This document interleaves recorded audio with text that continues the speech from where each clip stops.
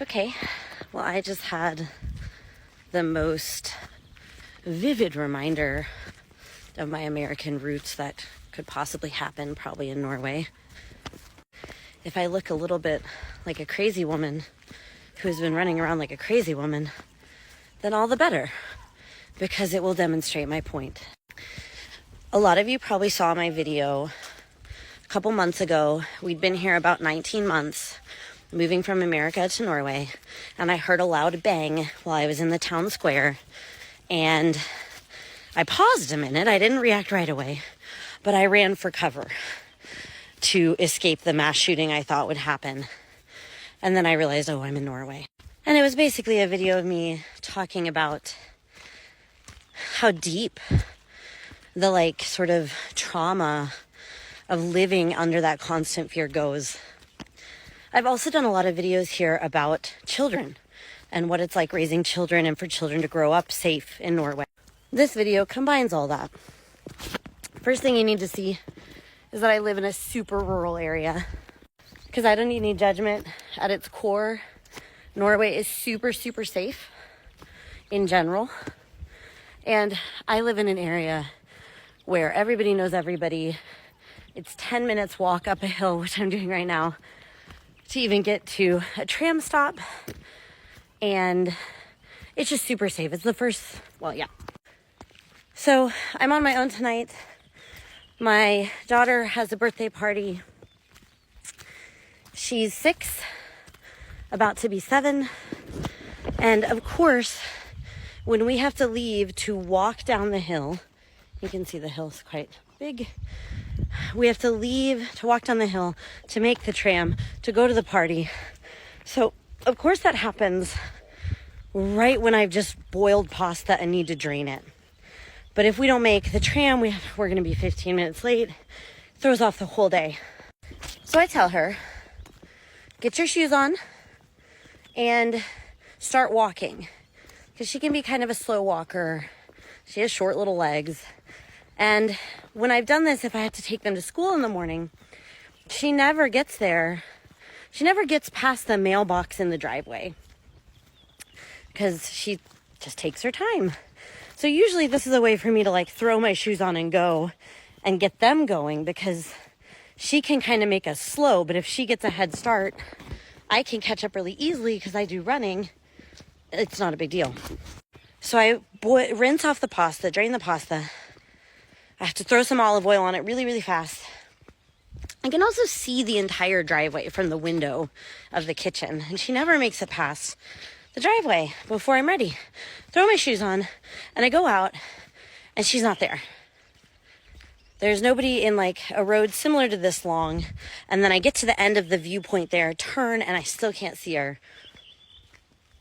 And the panic wasn't that bad. It's on some level, I've been here long enough now that I knew it was fine, that there was nowhere she could have gone to. There's no bodies of water near our house that she could have gotten to fast enough.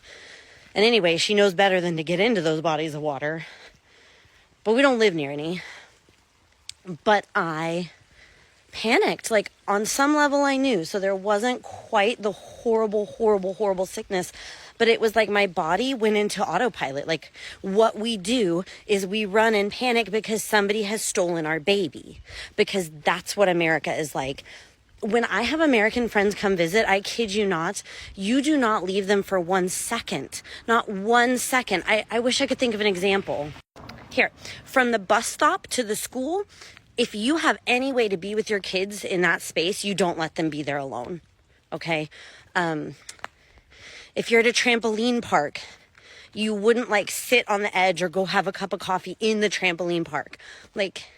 You can call it paranoia, or you could call it an extra actual risk of danger. I don't know. I just know that that's also how we were when we moved here. And it's gotten better and better. But this moment was just I ran back to the house to look for her. I was running everywhere. My yoga tour training came in handy. I called my husband. I was I don't know where the baby is. She's not a baby, but. And then she heard me. She heard me calling, and she's like, Mom. And so I came down, And so she must have just been really excited to get to this party, because she had gone faster than I'd ever seen that little child go when I'm trying to make her go.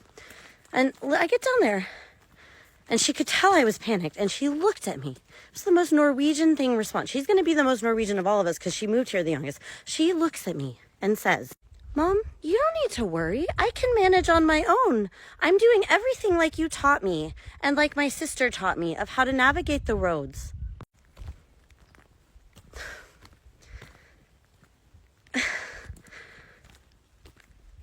My kid is teaching me that it's safe.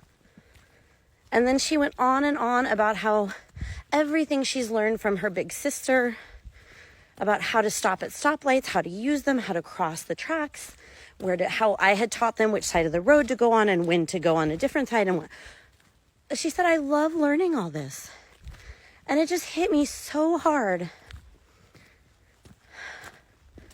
Like, I felt body slammed then, not by panic, but by thankfulness that, like, this is how kids should live. We should live in a society where my kid can walk to the end of their street and it's safe. And this is why we moved here. And here it is. Like, it was safe. And she was calming me down, not just with, like, emotions, but with logic. Like, "Mom, like, they taught me at school." She said, "I learned so much here what to do." People sometimes complain that they don't learn enough arithmetic at Norwegian schools. This is what my kid learned, is to be a human in a society and be safe. Like,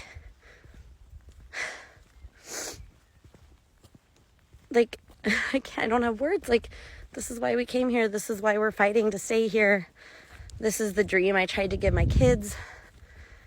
And it'll probably just take a few more years for my nervous system to accept that it's safe and nobody's going to kidnap my child off the end of the road in the mountains in Norway.